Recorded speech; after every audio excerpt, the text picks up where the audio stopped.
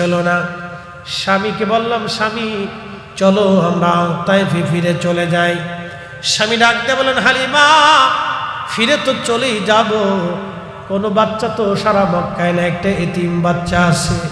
হালিমা রে ফিরে তো চলেই যাব রে হালিমা, একটা বার চলো, বাচ্চা নেই বা না নেই চেহারাটা দেখে আসি কেমন। হালিমাতুস সাদিয়া ডেকে বলেন, স্বামী তাহলে চলেন একটা নজর দেখে আসি বাচ্চাটা কেমন। হালিমাতুস সাদিয়া বলেন, আমরা ধীরে ধীরে গেলাম জাবালে আবু কুবাইস, পাহাড়ের পাদদেশ। যদি কোনো দিন মদিনাতে মক্কায় যান দেখবেন আবু জাহেলের বিরাট বড় বাড়ি ছিল তখন, কারণ বর্তমানে যত বড় ল্যাট্রিন করা হয়েছে তত বড় আবু জাহেলের বাড়ি। পুরা বাড়িতেই একটা ল্যাট্রিন বানাইছে তো বাংলাদেশি ইঞ্জিনিয়ার। মারহাবা কর। ওই ল্যাট্রিন যে বানাইছে বাংলাদেশি ইঞ্জিনিয়ার বুদ্ধি দিছে, এইখানেই বানায়। আল্লাহু আকবার। বাঙালি বলে কথা, বিরাট বুদ্ধি দিয়ে দিচ্ছে সৌদি সরকারকে, এইখানেই বানাইতে হবে।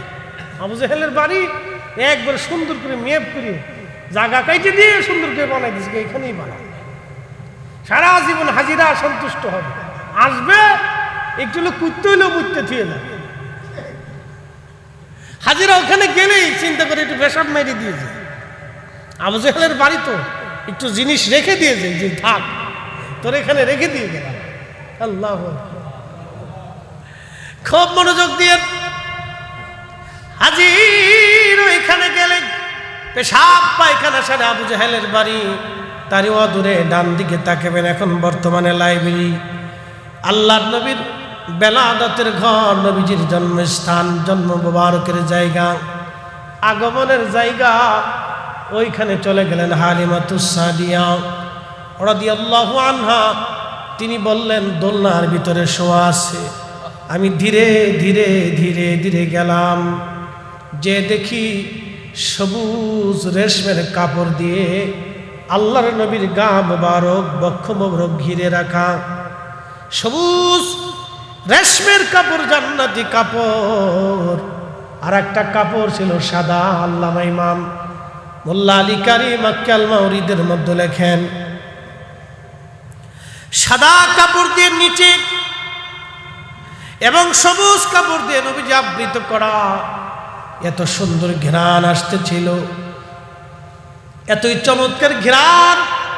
হালিমা বলতেছে, দুনিয়ার মানুষে আমি যখন চেহারার দিকে তাকাইলাম, দেখলাম মানুষ এত সুন্দর হতে পারে কখনো কল্পনাতে ছিল না। একবার জোরে বলা যাবে কি ইয়া রাসূলুল্লাহ? প্রিয় মুসলমান, খুব মনোযোগ দিয়ে আল্লাহর নবী হালিমাতুস সাদিয়া রাদিয়াল্লাহু আনহা বলেন, দুনিয়ার মানুষে এত সুন্দর চেহারা আমি কোনোদিন আর দেখি নাই। চেহারা খানা দেখার পরে আমি ওই নবীর মায়ায় পড়ে গেলাম, আমি রসুলের মোহাব্বতে ভালোবাসায় আমি আবদ্ধ হয়ে গেলাম। স্বামীরে বললাম, স্বামী পয়সা দাও বা না দাও, পাই বা না পাই, এই সন্তান না নিয়ে আমি যাব না। মানুষ এত সুন্দর কি করে হতে পারে, বাচ্চা এত সুন্দর কি করে হতে পারে। দেখবেন মায়েরা ছোট ছোট বাচ্চা দেখলে তারা আদর করে, আল্লাহ তাদের কলিজার ভিতরে বাচ্চাদের প্রতি ভালোবাসা দিয়ে দেয়। হালিমা বলতেছেন, দুনিয়ার মানুষের বক্ষ মুবারকের উপর থেকে আমি সবুজ রেশমের কাপড় সরাইয়া বক্ষ মুবারকের উপরে আমি আমার আঙ্গুল হাত আলতো আলতো করে মেসেজ করতেছিলাম, যাতে নবীর ঘুম ভাঙে। ঘুম ভেঙে গেল আমার নবীর। আমার দিকে তাকাইয়া রহমতের নবী একটা ছোট্ট করে মুস্কি হাসি দিলেন। ওই হাসি এতই সুন্দর, আমি আরো পাগল হয়ে গেলাম, আমি আরো আশ্চর্য। মোল্লা আলী কারি মক্কি কিতাবের মধ্যে লিখতেছেন, জুলফি মুবারকের মাঝখানে কপাল মুবারক, এই কপাল মুবারকের মাঝখান থেকে একটা নূর মুবারক বের হলো। এই নূর মুবারক বের হয়ে আসমানের দিকে খিলাল সামা, মধ্য আকাশ পর্যন্ত ওই নূর মুবারক চলে গেল। হালিমাতুস সাদিয়া বলেন, আমি কপাল মুবারকে চুমা খাইলাম। চুমা খাই আমি বুঝতে পারলাম এই শিশু সাধারণ কোনো শিশু না। এই শিশু আর 10টা বাচ্চার মতো না। কোলের মধ্যে নিলাম আমি, আমার স্তনের দুগ্ধ ধরে পান করাইলাম। আমি দুর্বল ছিলাম, সবল হয়ে গেলাম। আমার উট একটা দৌড় দিয়ে কাবা শরীফের সামনে যাইয়া, হেরেমে খুদার ঘরের সামনে যাইয়া আমার উট সেজদার মধ্যে পড়ে গেল। উট সেজদার মধ্যে পড়ে গেল। উট সেজদার মধ্যে পড়ে গেল দৌড়াইয়া। আল্লাহু আকবার। হালিমাতুস সাদিয়া বললেন, আমি আমার রসুলকে আদর করতে লাগলাম, খাওয়াইতে লাগলাম। স্বামী উট নিয়ে এসে দহন করার জন্য উট দহন করলেন। এক কাতরা দুধ হতো না, যে উটের পাতিল ভরে দুধ নিয়ে আসলেন স্বামী। এসে ডাক দিলেন, হালিমা, টাকা না পাইলেও এই বাচ্চা ছাড়া আমরা তায়েফে ফিরে যাব না রে হালিমা। এটা কেমন বরকতের বাচ্চা রে হালিমা, আজকে উট এত পরিমাণে দুধ দিয়েছে, আমার সংসার যেন বরকতে ভরে গেছে। সারা রাত্র আমরা এমন আরামে আনন্দে কাটাইলাম। হালিমাতুস সাদিয়া বললেন, আমাদের অভাব সেই দিন থেকে দূর হয়ে গেল। নবীরে পাইয়া আমার উট বারবার কাবা শরীফের সামনে যেয়ে সেজদায় পড়ে যেতে লাগলো। জোরে বলা যাবে আল্লাহু আকবার। বুঝেন, আল্লাহর ছাত্র আমার নবী, নবীজির ছাত্র হযরত আব্দুল্লাহ ইবনে মাসউদ, তিনার ছাত্র ইমাম ইব্রাহিম নখী রাহিমাহুল্লাহ, তিনার ছাত্র পৃথিবীর সর্বশ্রেষ্ঠ আলেমদের একজন ইমাম আবু হানিফা রাহমাতুল্লাহ আলাইহি। ও বাজান, 80 বছর পর্যন্ত, দুঃখিত 40 বছর পর্যন্ত এশার ওযু দিয়ে একটানা 40 বছর ফজরের নামাজ পড়েছেন। তিনি আমাদের মাযহাবের ইমাম। কত বছর? যা কোনো সাহাবীর জীবনের ইতিহাসে নেই, যা কোনো সাহাবীর জীবনের ইতিহাসে নেই, কোন সাহাবীর জীবনীর ভিতরে নাই। আমাদের হুজুর গাউসে পাকের জীবনের আমলটাও ছিল, খুবই মনোযোগ দিবেন, যা কোনো সাহাবীর জীবনে নাই। একটানা 40 বছর এশার ওযু দিয়ে ফজর পড়েছেন। এই কথাটা আমি লিখি নাই, বিশ্ববিখ্যাত ইমাম ইবনে কাসির আল বেদায়া ওয়ান নেহার ভিতরে ইমামুল আজম আবু হানিফা রাহিমাহুল্লাহর জীবনী লিখতে যায় তিনি নিজে লিখেছেন। বিশ্ববিখ্যাত ইমাম একটানা 40 বছর এশার ওযু দিয়ে ফজরের নামাজ পড়লেন, যা কোনো সাহাবীর জীবনের ইতিহাসে নাই। তাহলে যেটা সাহাবী করলো না, নবী করলো না, ইমাম আজম আবু হানিফা করার কারণে বেদাতি হয়ে গেছে।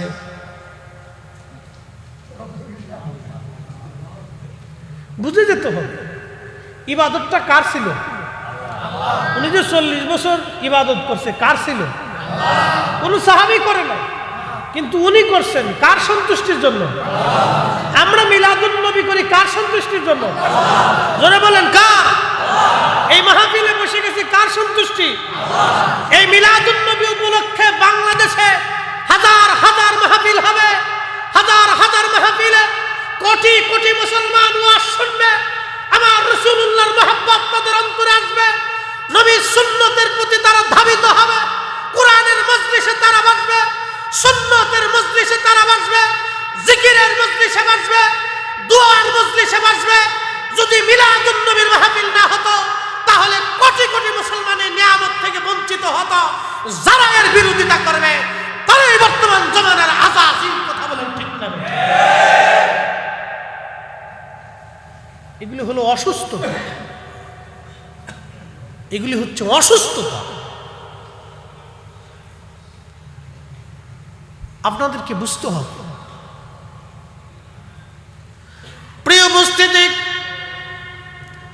সূক্ষ্ম একটা পয়েন্ট থেকে আপনাদেরকে বুঝাইলাম, আরো একটু আগায় যাই। বিশ্ববিখ্যাত একজন ইমাম, তিনি ঘুমিয়ে আছেন জান্নাতুল বাকির ভিতরে। তার নাম ইমাম মালিক ইবনে আনাস রাদিয়াল্লাহু আনহু, যার ইমাম মালিকি মাযহাব, যাকে বলা হয় ইমাম মালিক রাহিমাহুল্লাহ, যিনি 80 বছর মদিনাতে কাটিয়েছিলেন, একটা সেকেন্ডের জন্য কোনোদিন জুতা পরেন নাই। আমার দিকে তাকাবেন। আমাদেরকে সুস্থ মস্তিষ্কে বুঝতে হবে,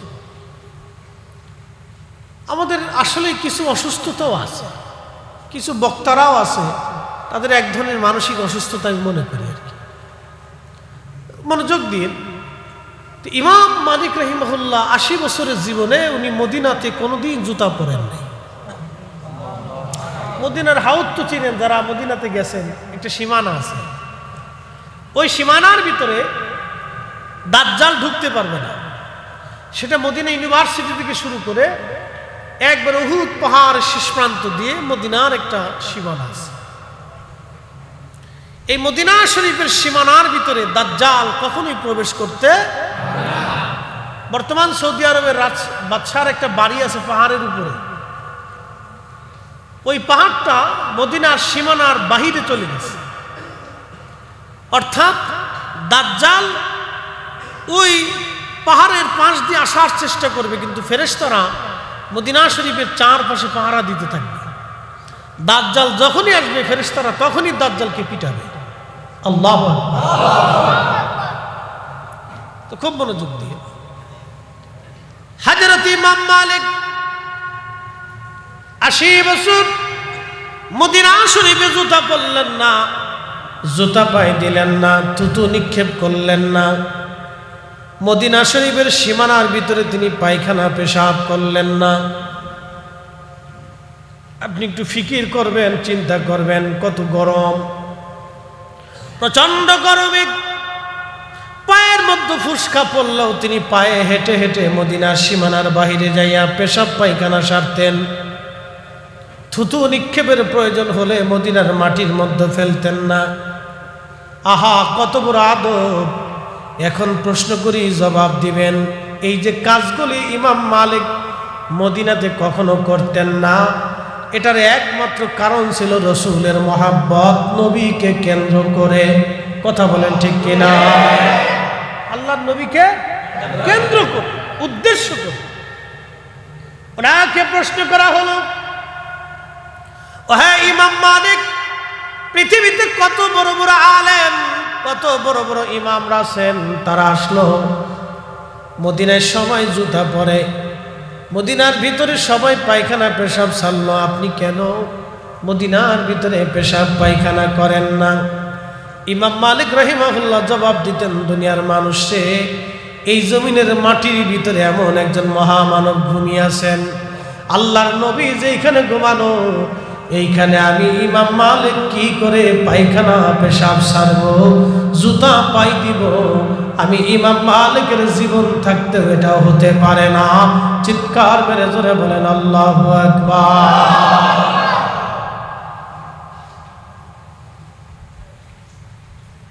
আল্লাহর নবীর ভালোবাসার জন্য 100 বারের মতো আল্লাহর নবীজির সঙ্গে তার স্বপ্নে জিয়ারত হয়ে গেল। সুবহানাল্লাহ কি আছে? প্রশ্ন করি, জবাব দিবেন। কোন বেদাতির সঙ্গে কি নবী দেখা দেয়? না। কোন বেদাতির সঙ্গে কি নবী দেখা দেয়? না। আবার বলেন, কোন বেদাতির সঙ্গে কি নবী দেখা দেয়? না। জুতা পরলেন না, পায়খানা করলেন না, পেশাব করলেন না, থুতু ফেললেন না, যা কোন সাহাবীর জীবনের ইতিহাসের মধ্যে লেখা নাই। কিন্তু ইমাম মালিক সেটা করলেন। সাহাবী যেটা করলো না, ইমাম মালিক সেটা করলো। ইমাম মালিক যেটা করেছেন সেটা রসুলকে কেন্দ্র করে, নবীর সম্মানের জন্য করার কারণে আল্লাহর নবী তার সঙ্গে 100 বার স্বপ্নে দেখা দিয়েছে। মিলাদুন নবী কাকে কেন্দ্র করে? জোরে জোরে জোরে জোরে জোরে। এই মাহফিল কাকে কেন্দ্র করে?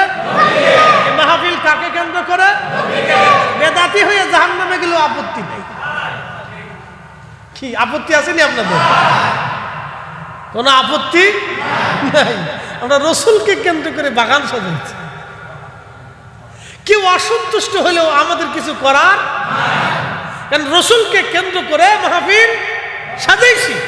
আল্লাহু আকবার। ত্রিভুবনের প্রিয় মুহাম্মদ এলো রে দুনিয়া,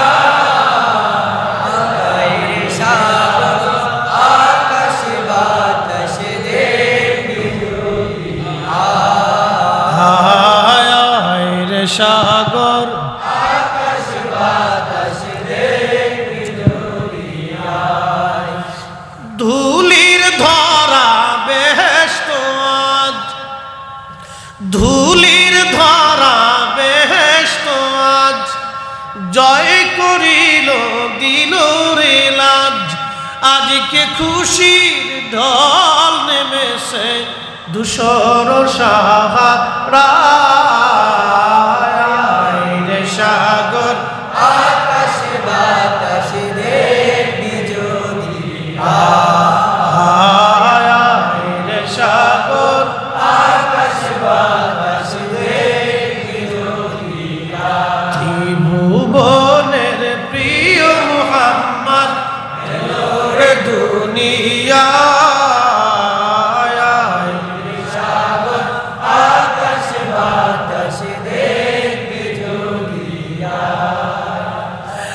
মুসলমান চট্টগ্রামবাসী খুবই মনোযোগ দিয়ে কথাগুলি শুনবেন। আমি যে কথাগুলি বললাম, বিশ্ববিখ্যাত ইমাম হযরত শাহ ওলিউল্লাহ মুহাদ্দিস দেহলভী রাহমাতুল্লাহ আলাইহি, ওনার মতো আলেম কোন মা এই উপমহাদেশে আর দ্বিতীয়টা জন্ম দিতে পারবে না। শাহ সাহেবের মতো মুহাদ্দিস, এই উপমহাদেশের মুহাদ্দিস কুল শিরোমণি শাহ ওলিউল্লাহ মুহাদ্দিস দেহলভী রাহমাতুল্লাহ আলাইহির মতো কোনো আলেম এই জমিনে আর কোনো মা কোনোদিন জন্ম দিতে পারবে না। আদ-দুররুস সামিন ফি মুবাশশিরাতিন নবিয়্যিল আমিন এই কিতাবের মধ্যে তিনি লেখেন, ওনার আব্বা হুজুর বিশ্ববিখ্যাত ওলি এবং মুহাদ্দিস শাহ আব্দুর রহিম মুহাদ্দিস দেহলভী রাহমাতুল্লাহ আলাইহি, ওনার পীর মুর্শিদ হযরত শেখ আল্লামা আব্দুল্লাহ আকবরাবাদী রাহমাতুল্লাহ আলাইহি, ওনার পীর মুর্শিদ হযরতে শাহ আদম বিন নুরি রাহমাতুল্লাহ আলাইহি, তিনার পীর মুর্শিদ হাজার বছরের মুজাদ্দিদ শাইখুনা ইমামনা হযরত মুজাদ্দিদ আল ফসানি সিরহিন্দি রাহমাতুল্লাহ আলাইহি। আল্লাহর মহান ওলি প্রত্যেক বছরে মিলাদুন নবীর মাহফিল করতেন। প্রত্যেক বছরে রবিউল আউয়াল মাসে তিনি মিলাদুন নবী সাল্লাল্লাহু আলাইহি সাল্লামের মাহফিল সাজাইতেন। গরুর গোশত ভুনা করে, খাসির গোশত ভুনা করে সবাইকে মেহমানদারি করতেন। এক বছর দারুণ অভাব এসে গেল, তেমন কোনো ইন্তজাম ওনার কাছে নাই। শাহ ওলিউল্লাহ মুহাদ্দিস দেহলভী রাহমাতুল্লাহ আলাইহি বলেন, আমার আব্বা জান সোলার চনা বুট এনে সবাইকে সোলার চনা বুট রান্না করে মিলাদুন নবী পালন করলেন। মেহমানদারি শেষ হয়ে গেল, বাড়ি চলে গেলেন সবাই। রাত্রিবেলা শাহ আব্দুর রহিম মুহাদ্দিস দেহলভী রাহমাতুল্লাহ আলাইহি ঘুমানো, স্বপ্নের ঘরে দেখতেছে রাহমাতুল লিল আলামিন তশরীফ এনেছে। বেদাতিরে নবী স্বপ্ন দেখা? বেদাতিরে নবীজি স্বপ্ন দেখায়? কোন শিরিকিকে নবী স্বপ্ন দেখায়? কখনোই না। পৃথিবী উল্টে যাবে, কোন বেদাতিকে নবী স্বপ্ন দেখাবে না। কোন বেদাতিকে নবী স্বপ্ন দেখায় না, কোন পাপিষ্ঠকে নবী স্বপ্ন দেখায় না। আল্লাহর নবী যার উপরে খুশি তাকেই শুধু নবীজি স্বপ্ন দেখান। সহিহুল বুখারীর কিতাবুর রুজ্ঞাতে আল্লাহর নবী বলেন, মান রাআনি ফিল মানামি ফাকাদ রাআল হক, যে আমাকে স্বপ্ন দেখলো সে বাস্তবেই আমি নবীকে দেখলো। যে স্বপ্ন দেখেছে সে বাস্তব নবী দেখেছে। আমি নবী নিজে গিয়েছি, নবী গেছি, ছবি যাই নাই। নবী আসে, ছবি আসে না। নবী নিজে স্বপ্নে আসেন, ছবি আসে না। আল্লাহ নবী বললেন যে আমাকে স্বপ্ন দেখেছি, সত্যি সে আমি নবীকেই দেখলো। কারণ আমি নবীর সুরত শয়তান ধরতে পারে না। পৃথিবীর সব কিছুর সুরত শয়তান ধরতে পারে, কিন্তু আমি নবীর সুরত শয়তান ধরতে পারে না। আমি নবী স্বপ্ন দেখা দিলাম তো বাস্তবেই দেখা দিলাম।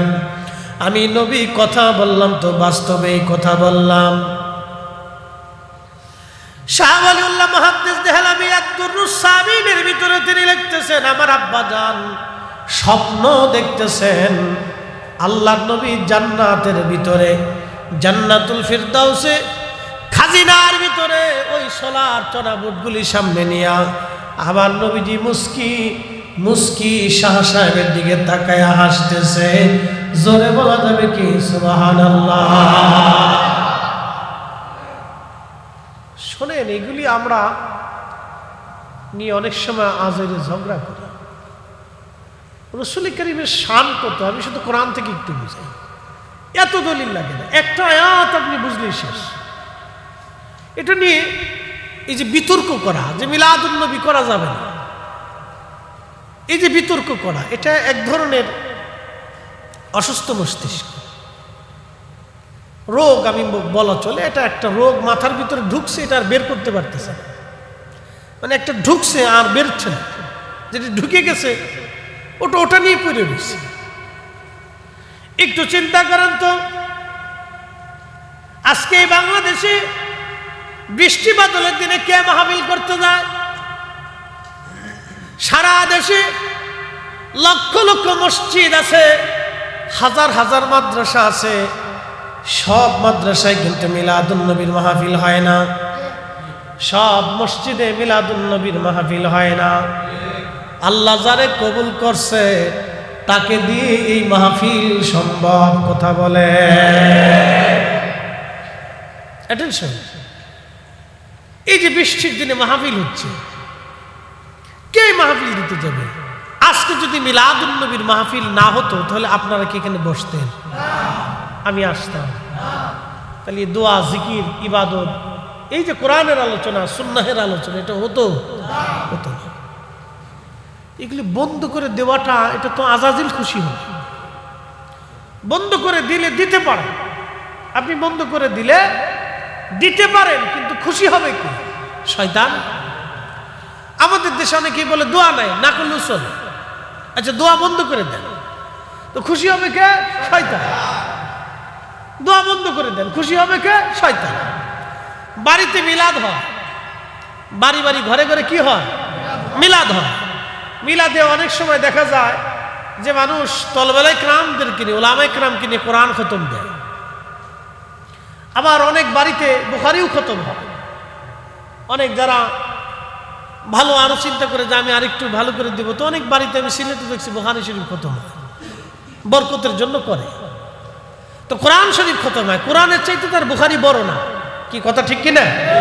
কোরআনের চাইতে তার বুখারী বড় না। কোরআন খতম যেখানে, তো বরকতের জায়গা, তো কোরআন খতম হয়। এখন ফতোয়া দিলেন যে এটা বেদাত, তো বন্ধ করে দিচ্ছেন, তো বাড়িতে আর কি হয় না? কোরআন খতম হয় না। তো লাভ হয়েছে কার? শয়তানের। লাভ কার হয়েছে? শয়তানের। আমরা বন্ধ করে দিলে দিতে পারি, লাভ কিন্তু শয়তানের, আমাদের কোনো লাভ নেই। প্রিয় উপস্থিতি, খুব মনোযোগ দিন। কোরআন শরীফ বলতেছে, وَإِذْ أَخَذَ اللَّهُ مِيثَاقَ النَّبِيِّينَ। আজকে যে এরকম আপনারা সবাই বসে গেলেন, আমি শুধু ঢাকা থেকে জুমার নামাজ পড়ে রওনা করলাম, আপনাদের মাঝে আসলাম। চিন্তা হলো হুজুর আসবে, কিছু কথা শোনাবে। আল্লাহ রাব্বুল আলামিন তখনও মানব জাতি দুনিয়াতে পাঠান নাই, মানব জাতি দুনিয়াতে পাঠান নাই। আল্লাহ কেবলমাত্র ওই রুহের জগতে মেসাকের জগতে আমার আল্লাহ পাক একটা সম্মেলন ডাক দিলেন। এই সম্মেলনে আমরা ছিলাম না শুধু 1,24,000 নবী এবং 313 জন রসুল ছিলেন। 1,24,000 নবী 313 জন রসুল এই সম্মেলনে ছিলেন। আল্লাহ আর একটা সম্মেলন ডাক দিলেন, সেটা সমস্ত রুহের জগতের সবাই আমরা ছিলাম। ওই সম্মেলনে আমার মালিক জিজ্ঞেস করলেন, আলাস্তু বিরাব্বিকুম, আমি কি তোমাদের রব নই? সেই দিন সবার আগে যিনি বালা বলে ডাক দিয়েছিলেন তিনি অন্য কেউ না, তিনি রাহমাতুল লিল আলামিন। আর আমার নবীর পিছনে পিছনে আগে আগে যারা বালা বলে ডাক দিয়েছিলেন তারা নবী এবং সাহাবায়ে কেরাম, এবং এরপরে আমরা। আল্লাহু আকবার। সেই দিন আমরা সবাই বালা বলেছিলাম, হ্যাঁ আপনি আমাদের রব। এই সম্মেলন সমস্ত রুহু সবাই ছিল, কিন্তু আর একটা সম্মেলন আল্লাহ করলেন। সেই সম্মেলনে শুধু 1,24,000 নবী রসুলকে আল্লাহ বসাইয়া, আমার রসুলকে পাশে বসাইয়া আমার আল্লাহ আমার নবীর মর্যাদার কথা নবীদের সামনে ব্যক্ত করেছিলেন। একবার জোরে বলা যাবে কি আল্লাহু আকবার। আল্লাহ বলেন, ওয়াইস স্মরণ করেন নবী আমার সেই দিনের কথা। আখাযাল্লাহু মিসাকান নাবিয়্যিনা লামা আতাইতুকুম মিন কিতাবিন ওয়া হিকমাতিন সুম্মা জাআকুম রাসূলুম মুসাদ্দিকুল লিমা মাআকুম লা তুমিনুন্না বিহি। আল্লাহর কোরআন বলতেছে, হুজুর সমস্ত নবীদেরকে আমি আল্লাহ বসাইয়া সেই দিন নবীদের কাছ থেকে ওয়াদা নিয়েছিলাম, যেটাকে আলমে মেসাকের জগৎ বলা হয়। আমি আপনাদেরকে আলম সম্পর্কে অভিহিত করি। মোল্লা আলী কারি মাক্কি আল মাউরিদের মধ্যে তিনি লেখেন, আল্লাহ সৃষ্টির মধ্যে 18,000 আলম আছে। 18,000 আলম অনেকেই না বুঝেই বলে 18,000 মাখলুকাত। আসলে মাখলুক 18,000 না, বিজ্ঞানের গবেষণা অনুযায়ী পৃথিবীতেই 4 লক্ষ প্রজাতির জীব এবং জীবন আছে। বিজ্ঞানীদের গবেষণায় 4 লক্ষ প্রজাতির জীব এবং জীবন আছে, মানুষ সহ 4 লক্ষ প্রজাতির জীব জীবন। বিজ্ঞানের গবেষণায় ভুল হতে পারে, আরো বেশি জীব জীবন আল্লাহর সৃষ্টির মধ্যে আছে, কিন্তু প্রজাতি হলো 4 লক্ষ। মানুষ, গরু, ছাগল, হাঁস, মুরগি, ভেড়া, বকরি, কুত্তা, বিলাই, যত প্রজাতির জীব জানোয়ার সৃষ্টির মধ্যে আছে সব মিলে 4 লক্ষ প্রজাতির জীব জানোয়ার। 4 লক্ষ প্রজাতির জীব আল্লাহর পৃথিবীর মধ্যে আছে। মোল্লা আলী কারি লিখতেছেন 18,000 মাখলুক না, 18,000 আলম। আলম মানে জগৎ, আলামিন মানে জগৎ সমূহ। আলমকে একটা জগৎ বোঝানো হয়। যেই পৃথিবীর মধ্যে আপনি আছেন, এই পৃথিবীটা একটা জগৎ। এই পৃথিবীর পরে কবরের জগতে আপনি চলে যাবেন, সেটা আলমে বারজাখের জগৎ, কবরের জিন্দেগি বলা হয়।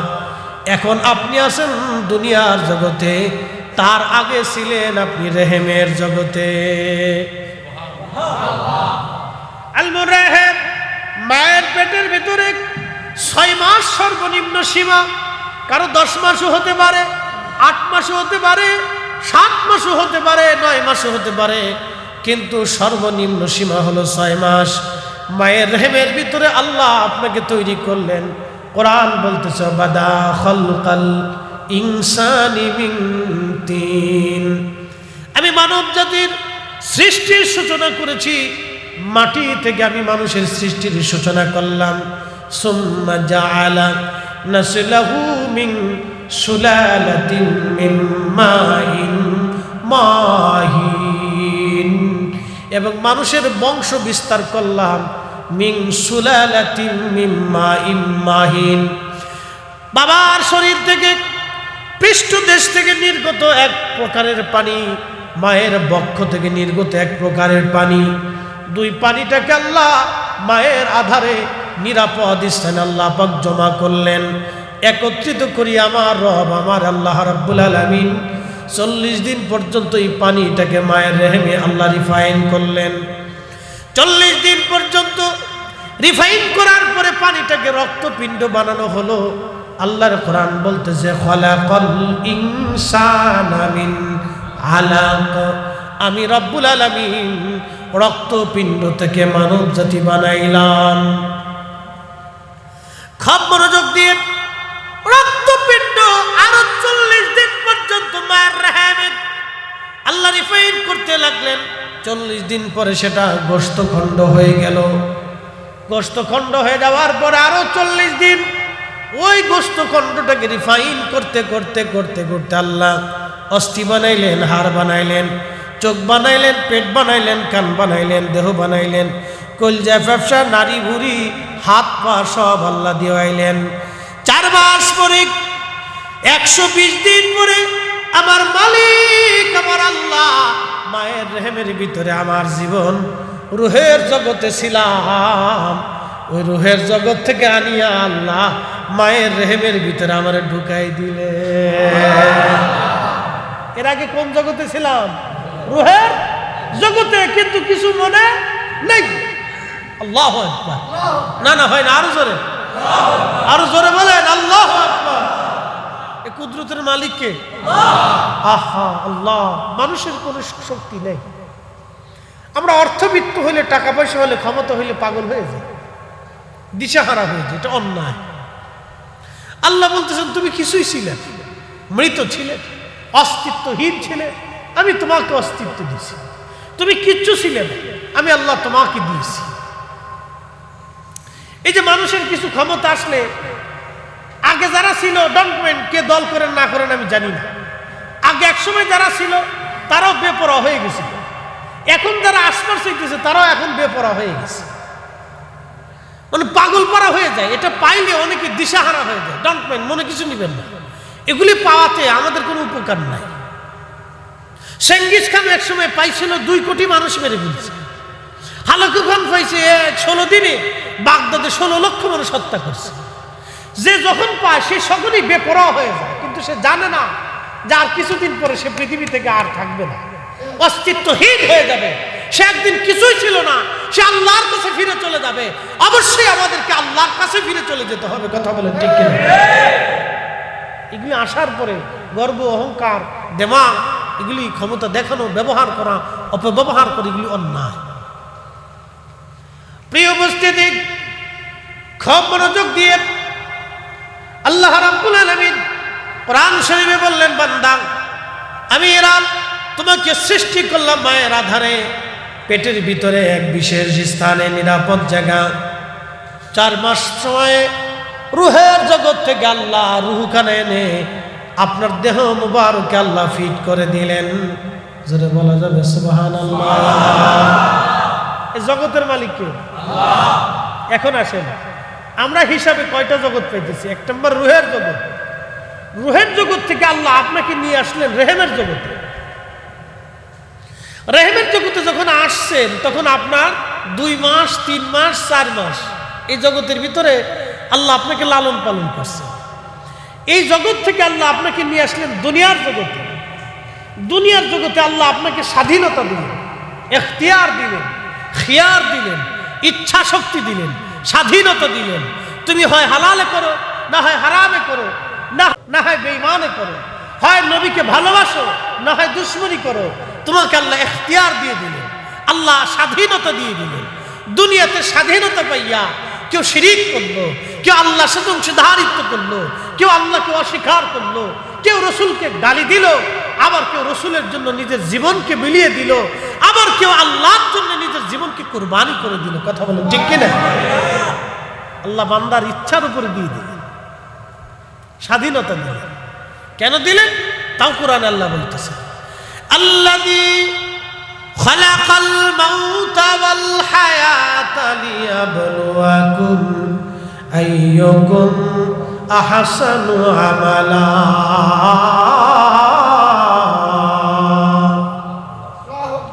কোরআন বলতেছে তোমার হায়াত মউত জিন্দেগি আমি রব্বুল আলামিন, আমি আল্লাহ এই হায়াতি মউতি জিন্দেগি আমি আল্লাহ রব্বুল আলামিন নির্বাচন করলাম, সৃষ্টি করলাম আমি আল্লাহ পরীক্ষা করার জন্য। আইয়ুকুম আহসানু আমালা, কে উত্তম আমল করো, ভালো আমল করো, আমি রব্বুল আলামিন সেটা দেখব।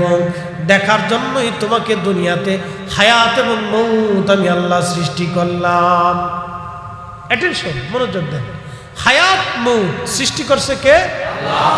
হায়াত মউত সৃষ্টি করছে কে? আল্লাহ। এই মৃত্যুরও একদিন মৃত্যু হয়ে যাবে। এই যে মরণ, এই মরণেরও একদিন মরণ হয়ে যাবে। মৃত্যুরও আল্লাহ একদিন মৃত্যু দিবেন, সেটা হাসরের মাঠে আল্লাহ মৃত্যুকে মৃত্যু দিয়ে দিবেন। ওই সময় থেকে আর কেউ মৃত্যু হবে না, মরণেরও মরণ হয়ে যাবে। ওই সময় থেকে আল্লাহ আর কারো মৃত্যু আল্লাহ রাব্বুল আলামিন দিবেন না, মৃত্যুর মরণ হবে। আল্লাহ বললেন তোমাদের জীবনে পৃথিবীতে আমি আল্লাহ তোমাদেরকে পাঠাইলাম একটা কারণে, আইয়ুকুম আহসানু আমালা, কে উত্তম আমল করো, ভালো কাজ করো, আমি সেটা দেখব। পৃথিবীর মধ্যে কে ভালো কাজ করো আমি আল্লাহ সেটা দেখব। সেটা দেখার জন্যই আমি রব্বুল আলামিন তোমাদেরকে পাঠাইলাম। খুব মনোযোগ দিয়ে আল্লাহ রব্বুল আলামিন দুনিয়াতে আমাদেরকে পাঠাইলেন। দেখেন আমাদের হাতে কোনো ক্ষমতা নাই, শক্তি নাই। ওই যে রেহেমের জগতে, রুহের জগতে ছিলাম, আলমে আরফাতে ছিলাম, সেখান থেকে আল্লাহ রেহেমের জগতে আনলেন। রেহেম থেকে আমার আল্লাহ পাক দুনিয়ার জগতে আনলেন। দুনিয়ার জগৎ থেকে আমার আল্লাহ কবরের জগতে নিয়ে যাবেন। কবরের জগৎ শেষ হয়ে যাওয়ার পরে আমার রব আমাদেরকে আবার হাসরের জগতে উঠাবেন। যেটা বলা যাবে সুবহানাল্লাহ। এই সব জগতের রব কে? আল্লাহ। রব কে? আল্লাহ। রহমত কে? আল্লাহ। রহমত আল্লাহ না তো, রহমত নবী। রব কে? আল্লাহ। রহমত কে? নবী। রব কে? আল্লাহ। রহমত কে? নবী। রুহের জগতে রহমত নবী, রুহের জগতে রব কে? আল্লাহ। রহমত কে? নবী। রেহেমের জগতে রব কে? আল্লাহ। রহমত কে? নবী। দুনিয়ার জগতে রব কে? আল্লাহ। রহমত কে? নবী। কবরের জগতে রব কে? আল্লাহ। রহমত কে? নবী। হাসরের ময়দানে রব কে? আল্লাহ। রহমত কে? নবী। জান্নাতের জগতে রব কে? আল্লাহ। রহমত কে? নবী। আপনি রাসূলকে বাদ দেওয়ার তো কোনো সুযোগ নেই, আল্লাহ নিজেই জড়ায় রাখছে। আলহামদুলিল্লাহি রাব্বিল আলামিন, সব জগতের রহমত রব আমি আল্লাহ। হাবিব আপনাকেও মাহরুম করি নাই, শুনে যান, উম্মতকে জানায় দেন, ওমা আরসালনাকা ইল্লা রাহমাতাল লিল আলামিন। চিৎকার করে জোরে বলেন মারহাবা। শ্রেষ্ঠ নবী দিলাম রে তরিয়ে নিতে রোজ হাসরে, শ্রেষ্ঠ নবী দিলাম রে তরিয়ে নিতে রোজ হাসরে, পথ না ভুলি তাই তো দিলে, পথ না ভুলি তাই তো দিলে, পাক কুরআনের বাণী খুদা তোমার মেহেরবানি, সুন্দর ফুল সুন্দর ফল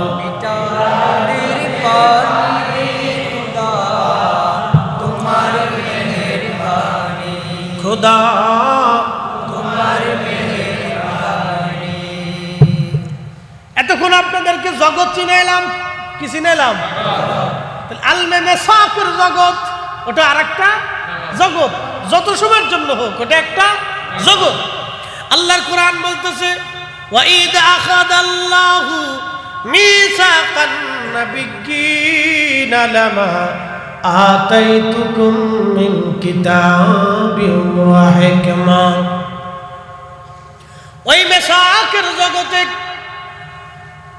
সেই মেসাকের জগতে আমি রব আপনাকে সামনে নিয়ে সব নবীদের সম্মেলনে আমি আল্লাহ আদম শফিউল্লাহ, ঈসা রূহুল্লাহ, মূসা কালিমুল্লাহ, ইব্রাহিম খলিলুল্লাহ, হযরত দাউদ আলাইহিস সালাম, হযরত সুলাইমান আলাইহিস সালাম, নূহ আলাইহিস সালাম, ইব্রাহিম, ইসমাইল, ইসহাক, ইয়াকুব, ইউসুফ, হারুন আলাইহিস সালাতু ওয়াস সালাম আলাইহিমুস সালাম, সব নবীদেরকে আমি আল্লাহ উপস্থিত করে বললাম, হে নবীরা, তোমাদেরকে নবুয়ত দিব, কিতাব দিব, হিকমত দিব, সম্মান দিব, মুজিজা দিব, ইজ্জত দিব, নবুয়তের মহান সম্মানের অলংকারে তোমাদেরকে অলংকরিত করব, ওই সম্মানের মালা তোমাদের গলায় পরাবো। কিন্তু শর্ত হলো সুম্মা জাআকুম রাসূল, আমার যে রসুল দেখতেছো, এই রসুল যদি তোমাদের মাঝে যায়, আমার যে নবী দেখতেছো, দেখেন তখন নবীরা নবুয়ত পাই নাই, নবুয়ত পাই নাই। একসাথে বলবেন আল্লাহু আকবার। নবুয়ত যারা বলেন আল্লাহর ভাষায় নবুয়ত তখনও আল্লাহ তাদেরকে উপস্থিত করেছেন মেসাকের জগতে। কিসের জন্য? আল্লাহ ওয়াদা নেওয়ার জন্য। নবুয়ত দিব, কিন্তু শর্ত হলো আমার এই রসুল। আল্লাহু আকবার। তখনও আমাদের নবী আল্লাহর দরবারে রসুল মনোনীত। আল্লাহু আকবার। আমি বলছি না কোরআন বলছে, আমি বলছি না কোরআন বলছে। যারা কোরআন বুঝে, কোরআন মানে, তাদের কাছে মিলাদুন নবীর বেশি দলিল লাগে না, বেশি দলিল লাগে না। ঝগড়া করার প্রয়োজন নেই তো। ও সিরাতুন নবীও যার, মিলাদুন নবীও তার। কি কথা কর না? সিরাতুন নবী যার, মিলাদুন নবী তার। সিরাতুন নবী আমরা সবসময় পালন করতেছি। দাড়ি সিরাতুন নবী, পাগড়ি সিরাতুন নবী, এই ডান হাত দিয়ে খাওয়া সিরাতুন নবী, এই জুব্বা গায়ে দেওয়া সিরাতুন নবী, দস্তরখানা বিছানো সিরাতুন নবী, মুস্কি হাসা সিরাতুন নবী, একজনকে সাহায্য করা সিরাতুন নবী, দুস্থকে খাবার দেওয়া সিরাতুন নবী। ওটা করতেছি সবসময়। মারহাবা করেন, ওটা সবসময় করতেছি। খুব মনোযোগ দিয়ে এগুলি নিয়ে বিতর্কর কোনো প্রয়াস নাই। খামাখা দলের টানে অনেকে ধাক্কা ধাক্কি করিয়া মিলাদুন নবীর মাহফিলকে বেদাত বলিয়া বন্ধ করতে যারা চায়, এটা তাদের এক ধরনের দুষ্টামি। আল্লাহ এই সমস্ত দুষ্টামি থেকে আমাদেরকে হেফাজত করো। সকলে আওয়াজ করে জোরে বলেন আমিন। সুম্মা জাআকুম রাসূলুম মুসাদ্দিকুল লিমা মাআকুম লা তুমিনুন্না বিহি। কোরআন বলতেছে আমার এই রসুল তোমাদের মাঝে যাবে, তোমরা এই নবীর উপরে ঈমান আনবা আগে। নবীদেরকে আল্লাহ বলতেছে। আদম আলাইহিস সালামের কালেমার নাম কি? লা ইলাহা ইল্লাল্লাহ আদম সফিউল্লাহ। এটা ছিল আদম নবীর উম্মতের কালেমা। আর আদমের নিজের কালেমা কি?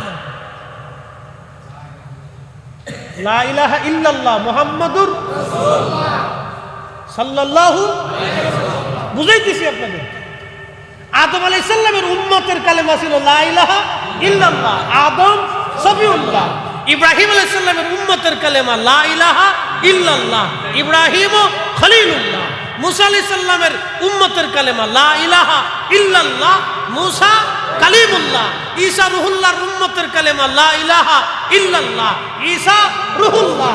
আর ঈসা, মুসা, দাউদ, নূহ, ইব্রাহিম, ইসমাইল, ইসহাক, ইয়াকুব, ইউসুফ সব নবীর কালেমা লা ইলাহা ইল্লাল্লাহ মুহাম্মাদুর রাসূলুল্লাহ সাল্লাল্লাহু আলাইহি সাল্লাম। চিৎকার করে বলেন আল্লাহ।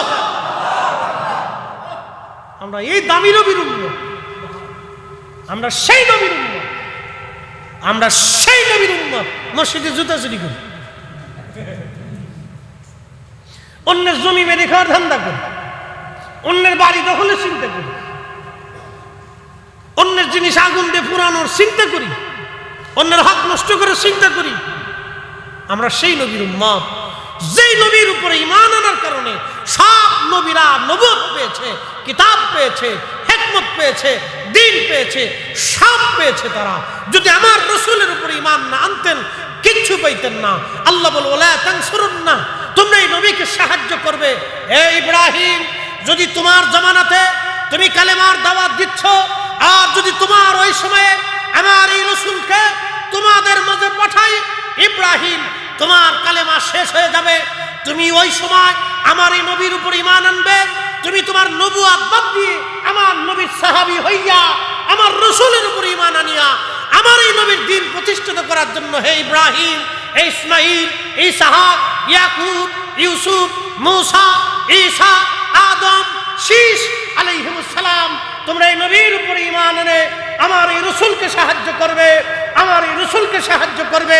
তোমাদের নবুয়ত খাতিম হবে, তোমাদের কালেমা বাতিল হবে, আমার নবীর কালেমা চালু হবে, আমার নবীর শরীয়ত চালু হবে, তোমাদের শরীয়ত বন্ধ হবে। তোমরা কি মেনে নিলা? ক্বালু আকরারনা। সেই দিন তারা বলল, হ্যাঁ রব, আমরা এটাকে মেনে নিলাম। একসাথে বলবেন আল্লাহু আকবার। এত বড় সুপ্রিম পাওয়ার আলা নবী, মিলাদুন নবীর মাহফিল নবীকে কেন্দ্র করে, রাসূলকে এটা বুঝে নিতে হবে। এত বেশি ব্যাখ্যার কিছু নাই। দুরূদ শরীফ আল্লাহর নবীকে, এই পাগড়ি কাকে কেন্দ্র করে? এরকম কাপড় দেশে আর আছে না? কথা কর না কেন, আসেনি? এই কাপড় দিয়ে কেউ লেংটিও বানায়, কিন্তু চুমা দেয়, মুজা বানায়, চুমা দেয়, কিন্তু এই পাগড়িটা পরে গেলে ছেলেটাই উঠে চুমা দিবে। কারণ কি? সুন্নতের রাসূল। শুধু সুন্নতের রঙে আসার কারণে এই কাপড়েরও দাম বেড়ে গেল। সুন্নতের রঙে আসার জন্য যদি কাপড়ের দাম বাড়ে, তো রাসূলের আগমনের খুশির মিলাদুন নবীর মাহফিল করার কারণে আমাদের দাম বাড়বে না। আসতে বলেন, পুলিশে ধরবে, ধরে বলেন, হ্যাঁ বাড়বে। কোরআন শরীফ আসেনি বাড়িতে? কোরআন শরীফের উপরে কাভার আসেনি? কি দিয়ে বানানো? প্লাস্টিক অথবা কাগজ। চুমা যখন দেন তখন কি ওইটারে সরাইয়া আলাদা করে তারপরে চুমা দেন? কেমনে দেন? কাভার সহই চুমা দেন। মাথায় যখন নেন তো কাভার আলাদা খুলে বাড়িতে থুই আসেন, তো ওইটা সহই মাথায় নেন। কোরআনের সাথে লেগে থাকার জন্য যদি একটা প্লাস্টিক, একটা কাপড়, একটা কাগজের দাম বাড়ে, মুসলমান, তো আল্লাহ রাসূলকে মহব্বত করার কারণে, নবীকে কেন্দ্র করে মাহফিল করার কারণে আমাদের ইজ্জত বাড়বে না কমবে? জোরে বলেন, বাড়বে না কমবে? মিলাদুন নবীর মাহফিল চলবে না বন্ধ হবে? কারো বেদাতের ফতোয়ায় বন্ধ করা যাবে না। উনি বুঝুক না বুঝুক সেটা তার বিষয়, এটা আমার ফাংশন না। মানুক না মানুক সেটা তার ইচ্ছা। পৃথিবীতে কেউ যদি মিলাদুন নবীর মাহফিল নাও করে, তো আল্লাহ রোজে আজল এটা কইরে নবী আলাইহিস সালাম ঋষিকে দিয়ে দিচ্ছে, যাও। এই জন্য আল্লাহর নবী খুবই মনোযোগ দিবেন। আল্লাহর হাবিব মিম্বার শরীফে দাঁড়ায়া উম্মতের মাঝে নবীজি বলতেন, উম্মতেরা শোনো, দা ইব্রাহিম খলিলুল্লাহ, আমি ইব্রাহিম আলাইহিস সালামের দোয়া। দেখেন, একটা প্রবাদ বলছিলাম, শরফুল মাকিনা ওয়া শরফুল মাকান, শরফুল মাকানে ওয়া শরফুল মাকিন। কিছু জায়গার কারণে মানুষের দাম বাড়ে, কিছু মানুষের কারণে জায়গার দাম বাড়ে। হযরত ইব্রাহিম খলিলুল্লাহ যখন দোয়া করতেন, আল্লাহ আপনি দয়া করে আমার নসলে, আমার বংশে আপনি আখিরি নবী রাহমাতুল লিল আলামিন রে পাঠাবেন। আল্লাহ আপনি আমার নসলে, আমার বংশে আখিরি নবী আপনি দয়া করে পাঠাবেন। যখনই দোয়া করতেন তখন ইব্রাহিম আলাইহিস সালাম এই কথা বলতেন, আল্লাহ গো, ওই নবীরে তুমি আমার বংশের মধ্যে পাঠায়ো, কারণ ওই নবীর চাইতে দামি নবী আর কেউ নাই। আল্লাহর নবী বলতেন, ওদা ইব্রাহিম খলিলুল্লাহ, আমি ইব্রাহিম আলাইহিস সালামের দোয়ার ফসল। ইব্রাহিম আলাইহিস সালাম আমারে নিয়ে দোয়া করতেন এবং তার বংশে আসার জন্য আল্লাহর কাছে দরখাস্ত করতেন। তার অর্থ হলো ইব্রাহিম আলাইহিস সালাম আমার নবীর বরকত নেওয়ার জন্যে তার নসলে, তার বংশে আসার দোয়া করতেন। সেই জন্য আল্লাহর নবী দুরূদ শরীফের ভিতরে ইব্রাহিম আলাইহিস সালামের নাম উল্লেখ করে দিয়া উম্মতে মুহাম্মাদের জন্য বাধ্য করে দিয়ে গেলেন। প্রত্যেক নামাজে দুরুদে ইব্রাহিম যেটা আমরা বলি, এটা মূলত আল্লাহর নবীর কৃতজ্ঞতা। ইব্রাহিম আলাইহিস সালাতু ওয়াস সালামের নামখানা উল্লেখ করে দিয়া তিনার মিল্লাতের বাবা ইব্রাহিম আলাইহিস সালাতু ওয়াস সালামকে আল্লাহর নবী নিজে সম্মানিত করে দিয়ে গেছেন। একবার জোরে বলা যাবে কি মারহাবা।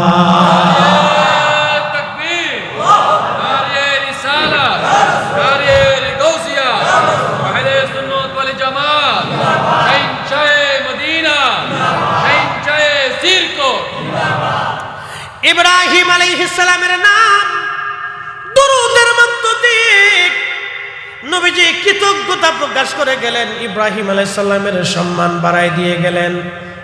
কারণ তিনি ইব্রাহিম আলাইহিস সালাম আমার নবীর জন্য দোয়া করতেন, আল্লাহ আমার নসলে পাঠায়ো, আমার বংশে তুমি আখিরি নবী পাঠায়ো, আখিরি নবী পাঠায়ো। সবসময়ের জন্য এই দোয়া করতেন। এই জন্য আপনারাও সবসময় দোয়া করবেন, আল্লাহ মৌত কালে আমার রসুলের দিদার নসিব করায় দিও। সবসময় যে দোয়া আপনি করবেন ওটা এক সময় না এক সময় কবুল হয়ে যাবে। এই জন্য আমরা দোয়ার শেষে বলি বিহাক্কে লা ইলাহা ইল্লাল্লাহু মুহাম্মাদুর রাসূলুল্লাহ সাল্লাল্লাহু আলাইহি ওয়াসাল্লাম। আল্লাহ এই কালেমার উপরে, এই ইয়াকিনের উপরে, বিশ্বাসের উপরে, এই কালেমার উপরে তুমি আমাকে প্রতিষ্ঠিত রেখে এই কালেমা নিয়ে কবরে দেওয়ার তৌফিক দিও। আমিন। এই দোয়াটা আমরা করি সবসময়, এই দোয়া আমরা সবসময় করি। এই জন্য কিছু বিষয় আমাদেরকে হাকিকত বুঝতে হবে। এই জন্য কিছু জায়গার কারণে মানুষের দাম বাড়ে, মানুষের কারণে জায়গার দাম বাড়ে। আমার রসুলের কারণে ইব্রাহিম আলাইহিস সালামের বংশের দাম বাড়ছে। কি কথা বলেন না কেন?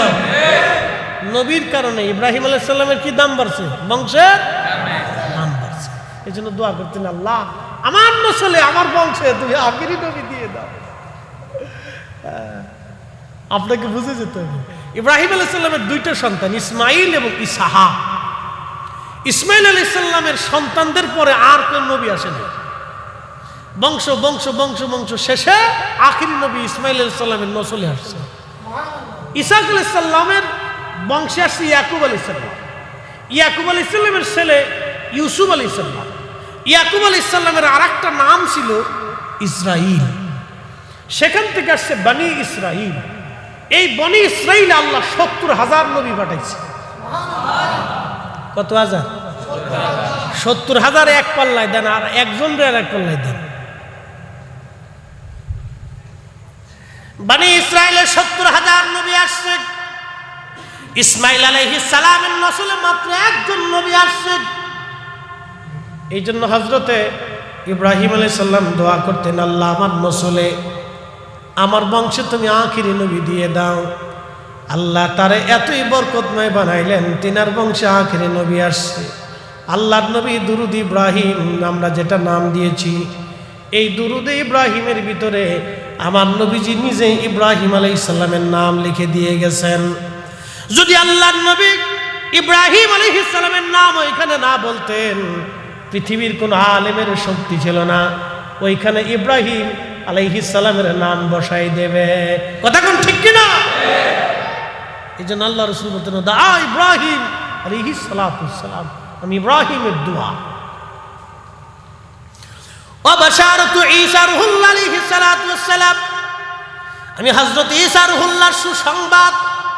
ঈসা আলাইহিস সালাম যেই মাহফিলে দাঁড়াইতেন, যখনই তিনি ওয়াজ করতেন, উম্মতের মাঝে তার কালেমার দাওয়াত দিতেন। ওই কালেমার দাওয়াত দেওয়ার সঙ্গে সঙ্গে ঈসা আলাইহিস সালাম আমার নবীর কালেমার দাওয়াত দিতেন আর বলতেন, আমার উম্মতেরা তোমরা শোনো, আমার পরেই একজন নবী দুনিয়াতে আসবেন, আমার পরে একজন নবী দুনিয়াতে আসবেন, তিনি সর্বশ্রেষ্ঠ নবী, শেষ নবী মুহাম্মাদুর রাসূলুল্লাহ সাল্লাল্লাহু আলাইহি ওয়াসাল্লাম। চিৎকার করে জোরে বলেন মারহাবা।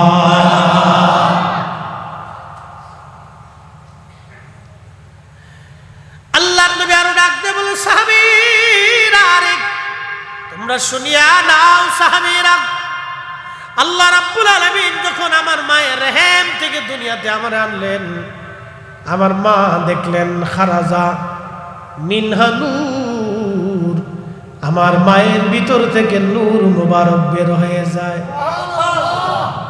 জোরে জোরে কি মুবারক, জোরে বলেন কি কি বের হয়?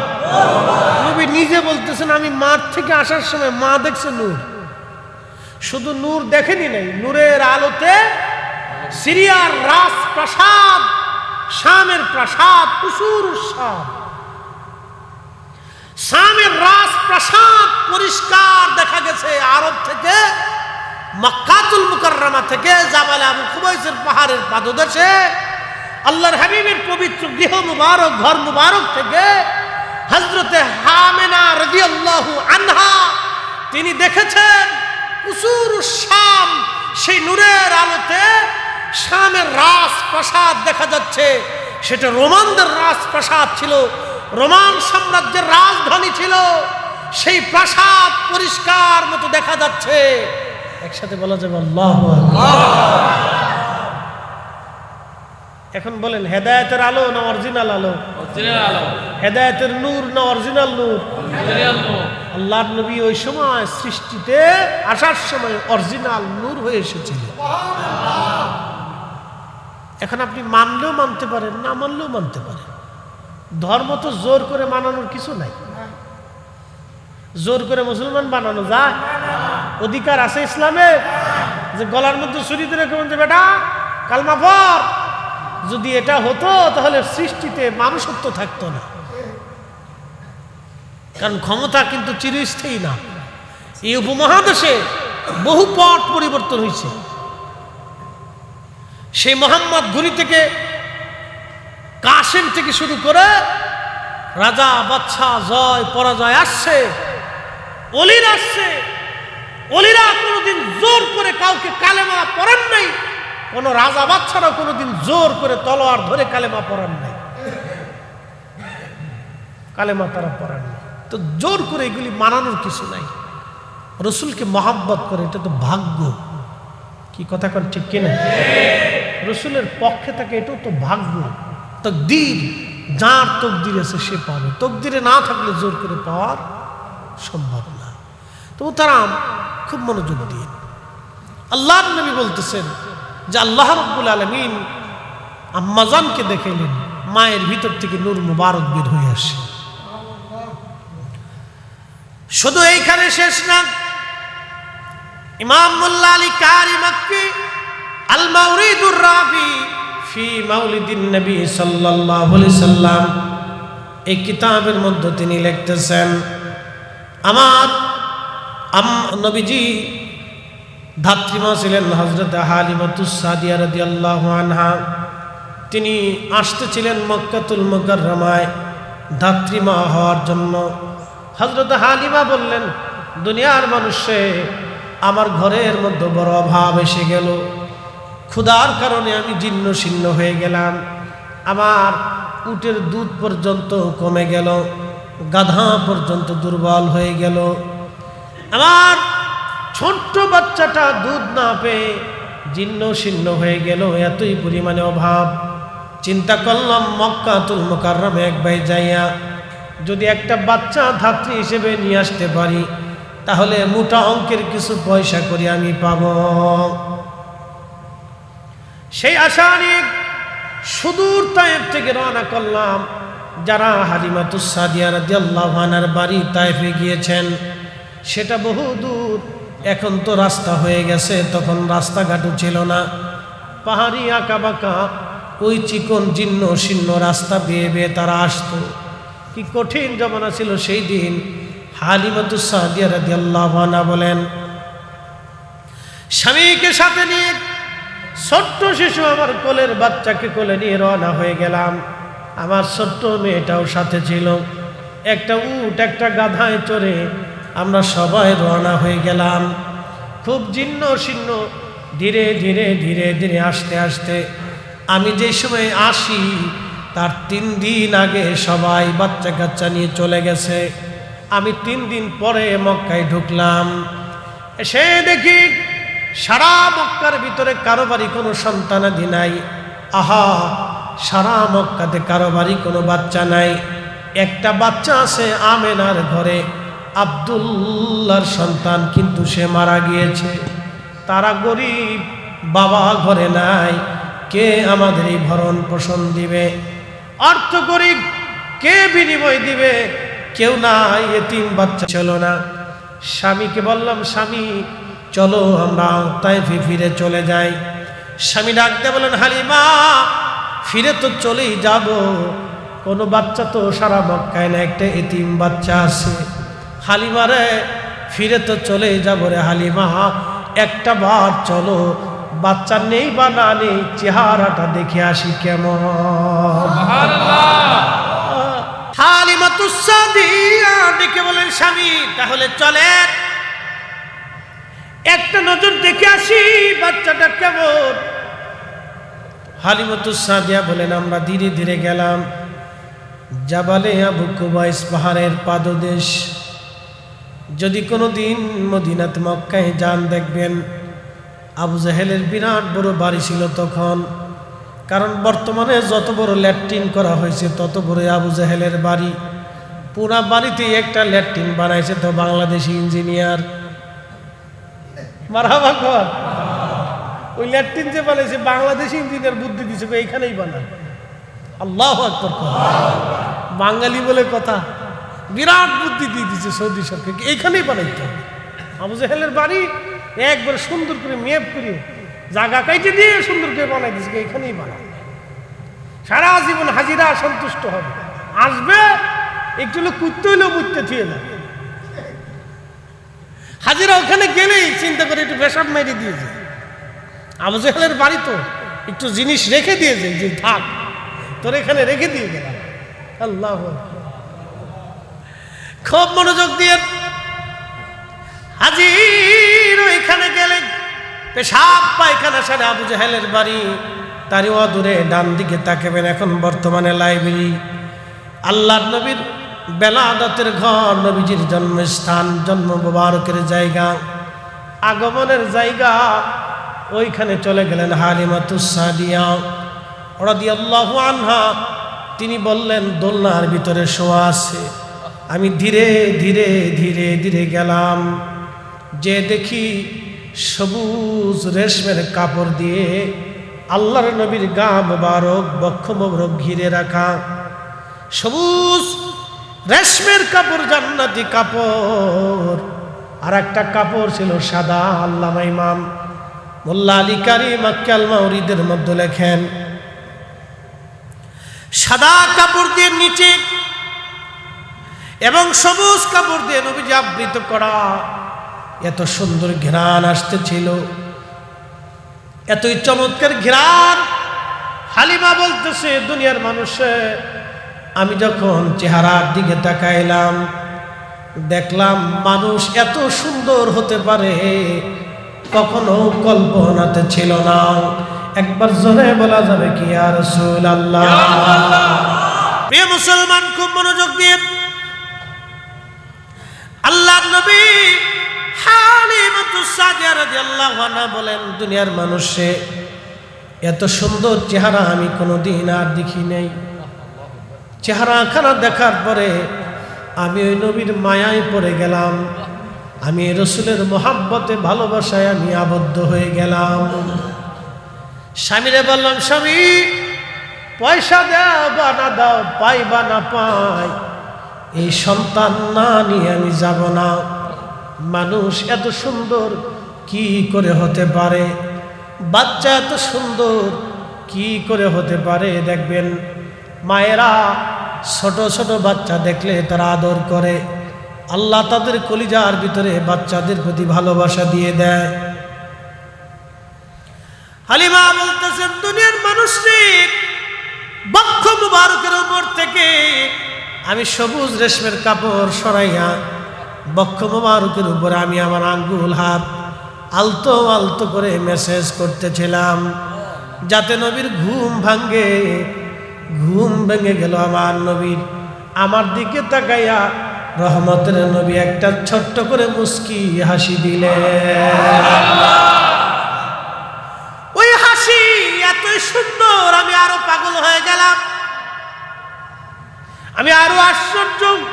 মোল্লা আলী কারি মক্কি কিতাবের মধ্যে লিখতেছেন, জুলফি মুবারকের মাঝখানে কপাল মুবারক, এই কপাল মুবারকের মাঝখান থেকে একটা নূর মুবারক বের হলো। এই নূর মুবারক বের হয়ে আসমানের দিকে খিলাল আস-সামা, মধ্য আকাশ পর্যন্ত ওই নূর মুবারক চলে গেল। হালিমাতুস সাদিয়া বলেন, আমি কপাল মুবারকে চুমা খাইলাম। চুমা খাই আমি বুঝতে পারলাম এই শিশু সাধারণ কোনো শিশু না, এই শিশু আর 10টা বাচ্চার মতো না। কোলের মধ্যে নিলাম আমি, আমার স্তনের দুগ্ধ ধরে পান করাইলাম। আমি দুর্বল ছিলাম, সবল হয়ে গেলাম। আমার উট একটা দৌড় দিয়ে কাবা শরীফের সামনে যাইয়া, হেরে মে খুদার ঘরের সামনে যাইয়া আমার উট সেজদার মধ্যে পড়ে গেল। উট সেজদার মধ্যে পড়ে গেল, উট সেজদার মধ্যে পড়ে গেল দৌড়াইয়া। আল্লাহু আকবার। হালিমাতুস সাদিয়া বললেন, আমি আমার রসুলকে আদর করতে লাগলাম, খাওয়াইতে লাগলাম।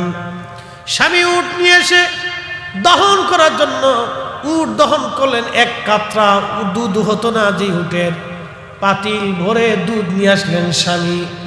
এসে ডাক দিলেন, হালিমা টাকা না পাইলেও এই বাচ্চা ছাড়া আমরা তায়েফে ফিরে যাব না রে হালিমা।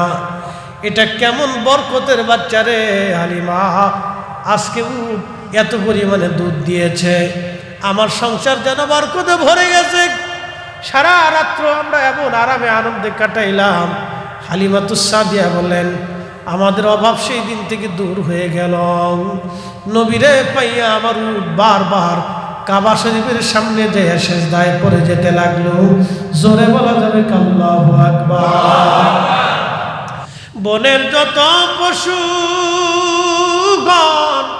ভক্তি করতই দুই চরণ, ওরে বনের যত পশুগণ ভক্তি করতই দুই চরণ। মেঘমালা ছায়া দিত গায় গো নবীজি, আপনাকে দেখিবার মনে চায়া, আপনাকে দেখিবার মনে চায় গো নবীজি, কোন সাধনে পাইব তোমায়। সালাতুনে আ রাসূলুল্লাহ,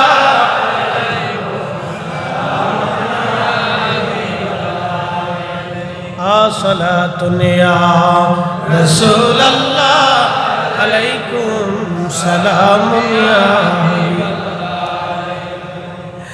হালিমাতুস সাদিয়া রাদিয়াল্লাহু আনহা বলেন, দুনিয়ার মানুষের বিদায় নিব, গাধার পিঠের উপরে চড়ছি, আমার পেয়ারা নবীকে আমি কোলের মধ্যে নিলাম।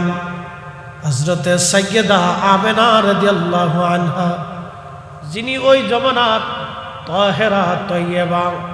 আল্লাহর নবী বলতেন, উম্মত তোমরা শোনো, তুনকালু মিন সালিবিন ইলা রাহিমিন ইজা মাদা আলামুন বাদা তবা। আমাকে আল্লাহ সুল থেকে রেহেম, রেহেম থেকে সুল, পর্যায়ক্রমে পৃথিবীতে আদম সফিউল্লাহ থেকে নূরে মুহাম্মাদি হযরত আব্দুল্লাহ আমিনার রেহেমের মাধ্যমে দুনিয়াতে আসছে। আল্লাহর নবী বলতেন, ওই নূরে মুহাম্মাদি আমি নবী যে রেহেমে যে সেকেবে ছিলাম, তারা ওই জমানার তাহের তয়্যিব, তাহেরা তয়্যিবা। আমার আব্বা ছিলেন তয়্যিব এবং তাহের, আমার মা জননী ছিলেন তাহেরা তয়্যিবা। আমার মায়ের মতো, বাবার মতো পবিত্র পুরুষ, পবিত্র নারী ওই জমানাতে আর একটাও ছিল না। একবার জোরে বলবেন কি মারহাবা। আমার আব্বা আম্মার মতো তাহির এবং তাইয়্যিব না শিরিক, কোনদিন কোন মূর্তির সামনে মাথা নত করেন নাই, কোন পাথরের সামনে মাথা নত করেন নাই। এক আল্লাহ ব্যতীত দ্বিতীয় খোদায় বিশ্বাসী ছিলেন না আমার আব্বা এবং আম্মা। আমার আব্বা আম্মা কুফরি জাহিলিয়াতের কোনো কুকর্ম কর্ম খারাপি শরাবি নাপাকি হারামি কোনো কাজে আমার আব্বা আম্মার গায়ে বাতাস পর্যন্ত লাগে নাই। সুবহানাল্লাহ বলবেন। কত পবিত্র ছিলেন তারা। আর আমাদের দেশের কিছু পাগল কিছু অসুস্থ এরা বলে রসুলের আব্বা আম্মা জাহান্নামে। মানুষের বিবেক কতটা নিকৃষ্ট হয়ে গেছে, কত নিকৃষ্ট নিচু হলে বিবেকের নিকৃষ্ট নিচু হলে মানুষ একজন পবিত্র সতী সাধব নর নারীকে কাফির পর্যন্ত বানাই দিতে। আল্লাহ কোরআনে বলছেন তাকাল্লুবাকা ফিস সাজিদিন, নবী গো আপনাকে আমি সেজদাকারীদের মধ্যে আবর্তন বিবর্তন করে পৃথিবীতে আনছি, আপনি সেজদাকারীদের মাধ্যমে এনেছি আপনাকে।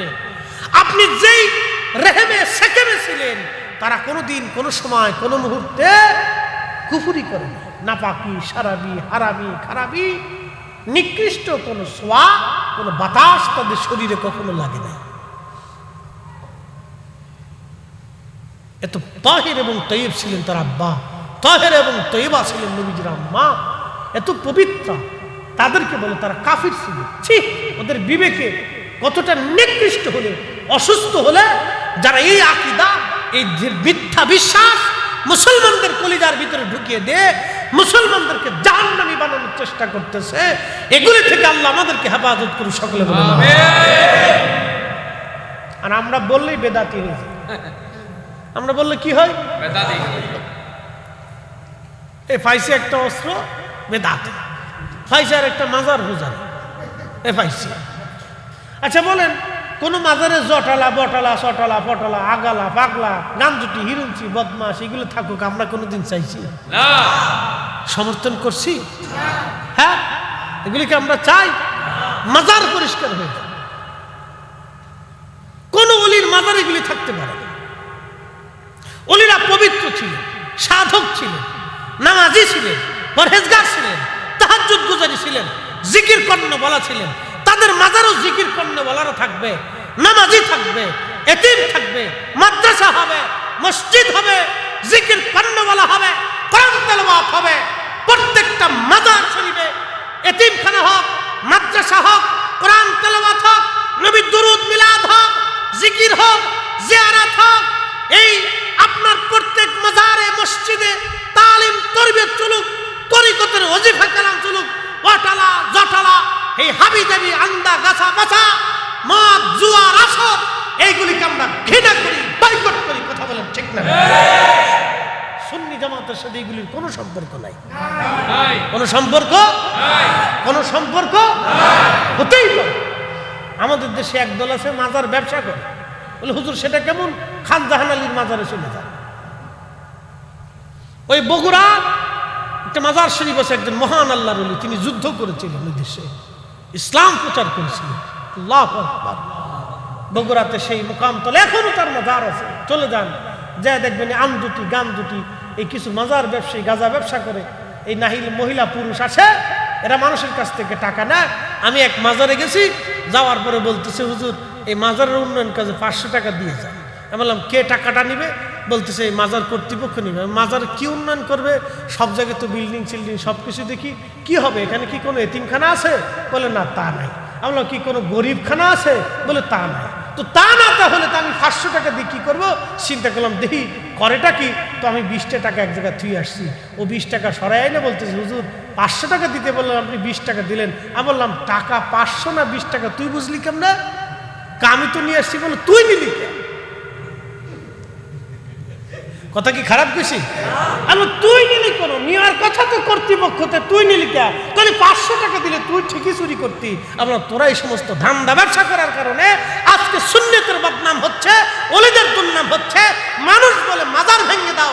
আরে বেটা, শাহজালাল না আসলে, এই মাজারওয়ালারা না আসলে দেশে ইসলামই আসতো না। কথা বলেন ঠিক না?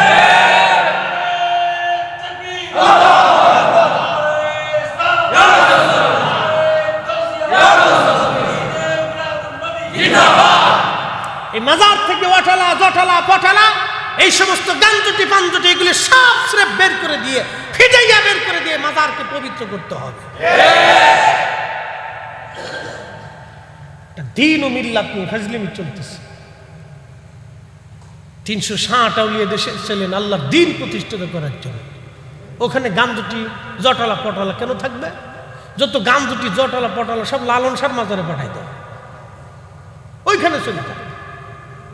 শাহজালালের মাজারে কি, শাহপরানের মাজারে কি, শাহ মাকদুমের মাজারে কি, শাহ আলী মুগদাদির মাজারে কি, খান জাহানালের মাজারে কি, ও সব চলে যাবে লালনের মাজারে।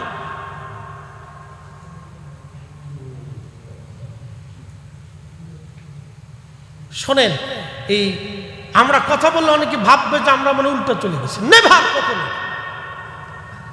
ওলিরা আসছিলেন দিন প্রতিষ্ঠিত করার জন্য, সুন্নিয়ত প্রতিষ্ঠিত করার জন্য। কথা বলেন ঠিক কিনা?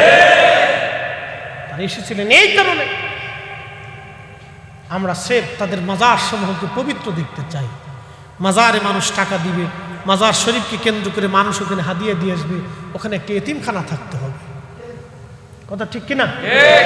কারণ এতিমখানা কারা? এতিম দুস্থ বাচ্চারা ওখানে থাকবে। ওই অর্থ দিয়ে এতিমদেরকে লালন পালন করা হবে, ওই অর্থ দিয়ে দুস্থ গরিব মানুষের জন্য সেবা সুস্থতার ব্যবস্থা করা হোক। আমরা চাই এটা। তা না করে কি করে জানেন? সকরা করে খাদেম আছে, সকালে বিকেলে দুপুরে রাত্রে খাদেম গ্রুপ বসে। এই খাদেম গ্রুপ যা পায় পকেটে হান্দাই দিয়ে বাড়ি, আলিশান বিল্ডিং, বাড়ি গাড়ি সব করতেছে। সোরের দল কি কথা কর না? গরিবের হক, এতিমের হক মাইরে দিয়ে সোরের দল বাড়ি বিল্ডিং করতেছে। ওরা দুর্নীতিবাজ, দরবেশের মতো আর একশো।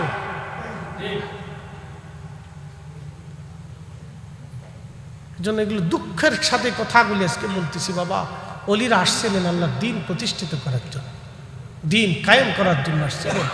এই জমিনে তারা রাসূলুল্লাহর মোহাব্বত দিয়ে উম্মতের কলিজাকে সিক্ত করে গেছে। যদি তারা না আসতেন তাহলে এগুলি আমরা কিছুই বুঝতাম না। আপনি একটা জিনিস দেখেন তো, আমার দিকে তাকান। বাংলাদেশে কত দরবার আছে সুন্নি?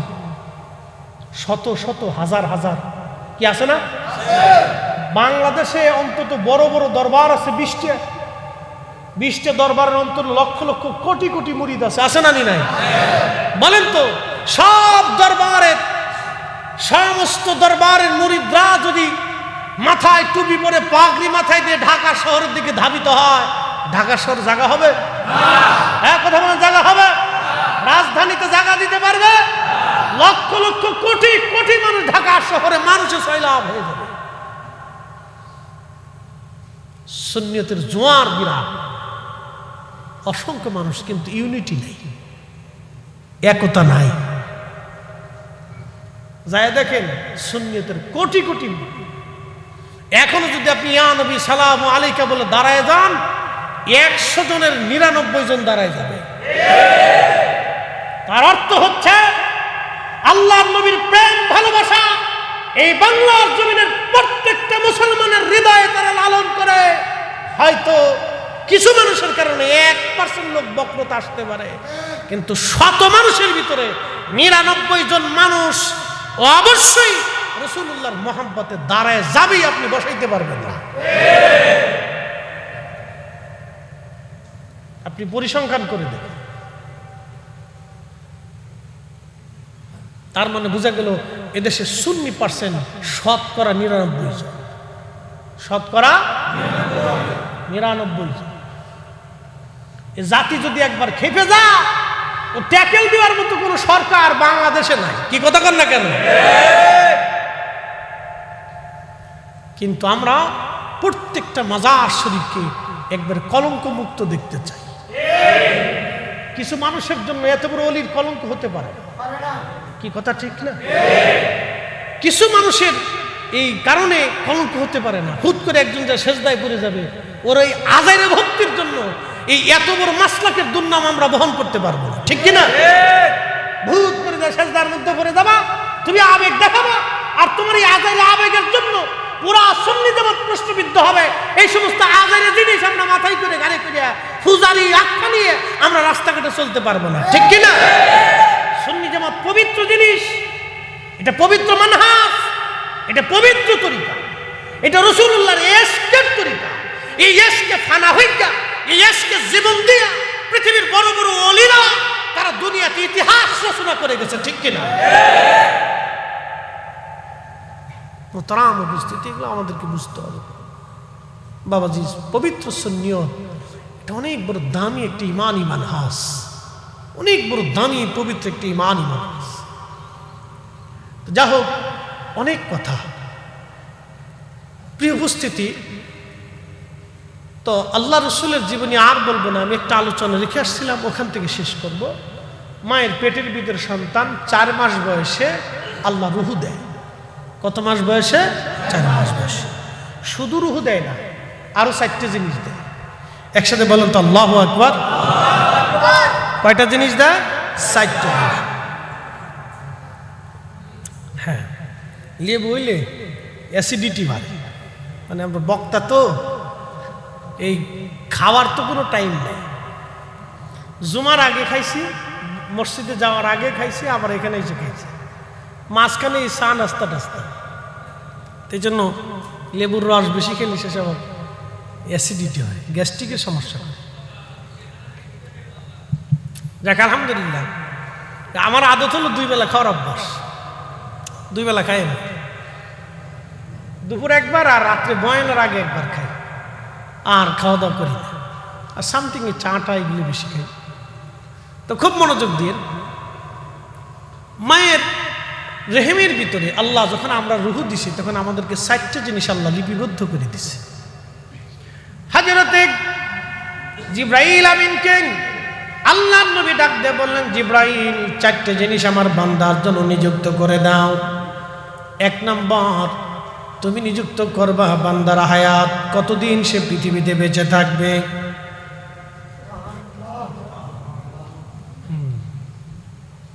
হায়াত শেষ, থাকার আর সুযোগ নাই। হায়াত শেষ, থাকার আর সুযোগ নাই। যদি সুযোগ নাই থাকে, তাহলে আজকে থেকে চিন্তা, আল্লাহ আর নামাজ ছাড়ব না।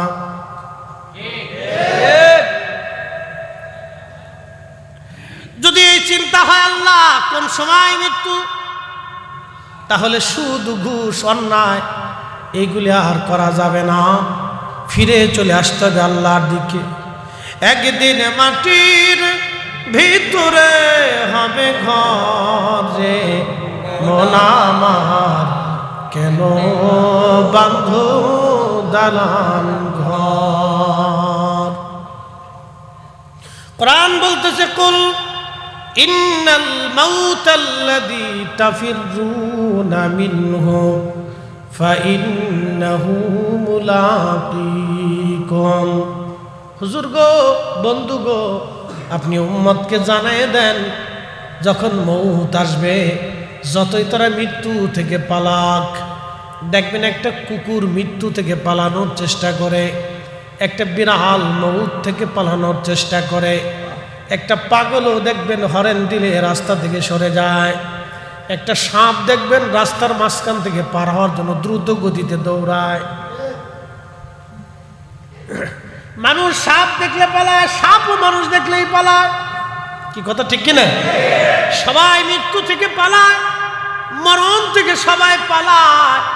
আল্লাহ বলেন, হুজুর, মরণ থেকে তারা পালানোর চেষ্টা করে, কিন্তু বলে দেন ফাইন্নাহু মুলাকীকুম, এই মরণ তার সাথে মোলাকাত করবে, এই মৃত্যু থেকে সে পালাইতে পারবে না। অবশ্যই মৃত্যু আসবে। জিবরাইল, তুমি আমার এই বান্দার জন্য নিযুক্ত করে দাও, কত সময় সে দুনিয়াতে বেঁচে থাকবে, কত বছর সে বেঁচে থাকবে, ওই সময় আল্লাহ নির্ধারিত করে দেয়। এই জন্য হায়াত থাকতে হায়াতের মর্ম বুঝে যেতে হবে, সময় থাকতে আল্লাহর ইবাদত করে কবরে যেতে হবে, সময় থাকা সত্ত্বেও সত্যিই নবীর গোলামি করে কবরে যাওয়া বুদ্ধিমানের কাজ। এমন জীবন করিও গঠন, হাসিবে তুমি, কাঁদিবে ভুবন। ও বন্ধু, এই সময়টা কাজে লাগাইতে হবে। আহা, কত মানুষ কবরে চলে যায়, প্রতিনিয়ত কত মানুষ মারা যায়। কেউ ভাবেও না কিছু সময় পরে এসে মারা যাবে, কিছু সময় পরেই সে মারা যাবে, এটা চিন্তা অনেকেই করে না। কিন্তু এটা চিন্তার বাহিরে, যে কোনো সময় মানুষ মারা যায়। আবার দেখবেন কবরে নেওয়ার সময় অনেকে হাসে, কবরে নামানোর সময় অনেকে গল্প গুজব করে, কবর থেকে নামাইয়া এসে অনেকে বিড়ি টানে, কবর থেকে নামাইয়া এসে অনেকে হাসাহাসি করে। মানুষ তখনও বুঝে না যারে কবরে নামানো হলো একদিন ওই কবরেই তাকেও নামানো হবে। জিবরাইল, আমার বান্দার জন্য নিযুক্ত করে দাও কত সময় সে দুনিয়াতে বাঁচবে। 2 নম্বর, আমার বান্দার জন্য নিযুক্ত করো সে কি পরিমাণে রিজিক খাবে। আমার দেশে যারা হাজার হাজার কোটি টাকা বিদেশে পাচার হলো, এই প্রায় বছরের পর বছর ধরে, কালকে খবরে দেখলাম 12 লক্ষ কোটি টাকা বিদেশে পাচার হয়ে গেছে। এটা গরিব মানুষে পাচার করে নেয়, আমার দেশের ধনীরা পাচার করছে। সে যেই দলেই করুক সবাই ভালো, সবাই ভালো। কার দুর্নাম করব, কার সুনাম করব আমি জানি না। সবার ভিতরেই আছে অর্থের লোভ। প্রত্যেক প্রায় ধনী ব্যক্তিরাই, অসাধু লোকেরা আমার দেশের টাকা পাচার করলো, 1-2 জনে করে নাই। এই স্বাধীনতার পর থেকে এই পর্যন্ত 12 লক্ষ কোটি টাকা বিদেশে পাচার হয়ে গেল। 12 লক্ষ কোটি টাকা যদি এই দেশে সুষ্ঠু ব্যবহার হতো তাহলে আমার দেশ এরকম থাকতো না, আমার দেশটা সোনার দেশে পরিণত হয়ে যাইতো। যারা 12 লক্ষ কোটি টাকা বিদেশে পাচার করলো, বাবারে, তারা কিন্তু সব টাকা খেয়ে পেট ভরে যেতে পারবে না। আল্লাহ বলছে, জিবরাইল, আমার বান্দার জন্য নিযুক্ত করো সে কি পরিমাণে খাবার খাবে, কি পরিমাণে খাবার খাবে, কি পরিমাণে সে খাবার খাবে। এই রিজিকটা আমাদের হাতে নাই, রবের দরবার থেকে এটা বাজেট হয়। এই রিজিক আমার হাতে নাই। এই জন্য আল্লাহ রাসূল বলেন, উম্মত যারা 5 ওয়াক্ত নামাজ ঠিক ঠিক মতো আদায় করে, আল্লাহ তাদেরকে অফুরন্ত রিজিকের ফয়সালা করে। দুনিয়াতে আল্লাহ তাদের রিজিকের কষ্ট দেয় না। যারা 5 ওয়াক্ত নামাজ ঠিক ঠিক মতো আদায় করে, আল্লাহ তাদেরকে দুনিয়া থেকে রিজিকের কোনো কষ্ট দেন না। আল্লাহ তাদের জন্য উত্তম সুন্দর রিজিকের ফয়সালা করে। পড়া যাবে তো ইনশাল্লাহ। যুবক ভাইরা, কয়েক তো 5 ওয়াক্ত নিয়মিত করবেন, রিজিকের চিন্তা আপনাকে করতে হবে না। ও টেনশন আপনার নেই যে কি চাকরি করবেন না বিদেশ যাবেন, কি করবেন, চিন্তা করতে হবে না। আপনি 5 ওয়াক্ত নামাজ ঠিক মতো আল্লাহকে দেন, আল্লাহ আপনার রিজিক ঠিক মতো পাঠাবে। রিজিক আমাদের হাতে না। শোনেন, বিদ্যা দিয়ে কেউ কোটিপতি হইতে পারে না। যদি জ্ঞান আর মেধা দিয়ে কেউ বিরাট বড় ধনী হতে পারতো, তাহলে কাজী নজরুল জীবনের শেষ সময় পর্যন্ত না খেয়ে গেছে। শোনেন, কাজী নজরুল ইসলামের মতো কোনো মেধাবী বালক বাংলাদেশে আর জন্ম হবে কিনা জানি না। একটা দেখাইতে পারবেন?